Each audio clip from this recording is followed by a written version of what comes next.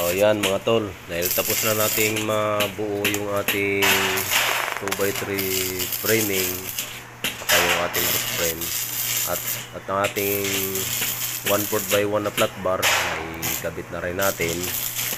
Kaya nag-umpisa na tayong maglagay ng 5mm na steel matting.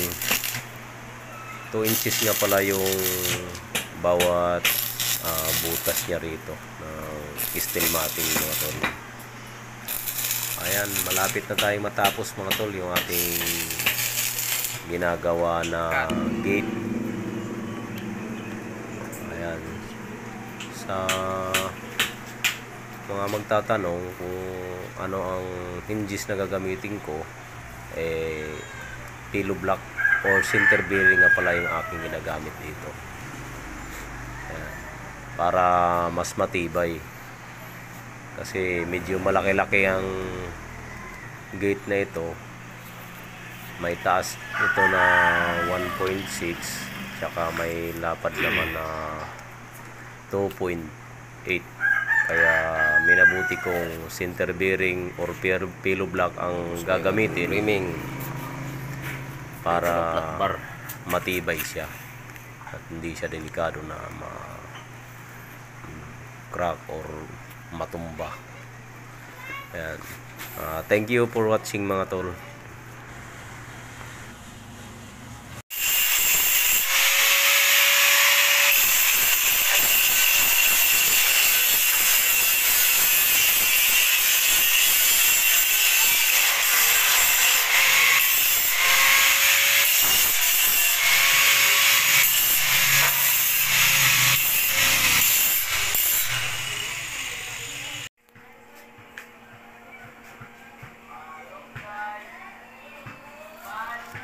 Na steel matting.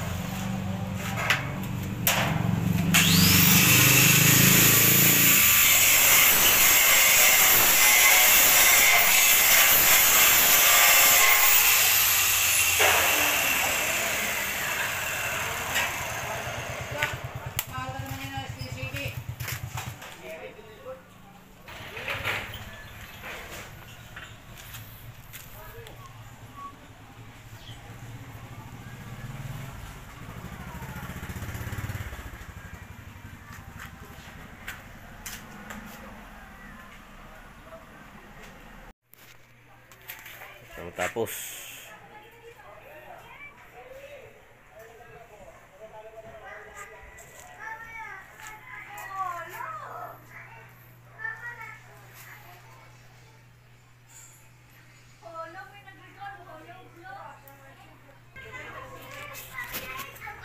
tabas na lawat.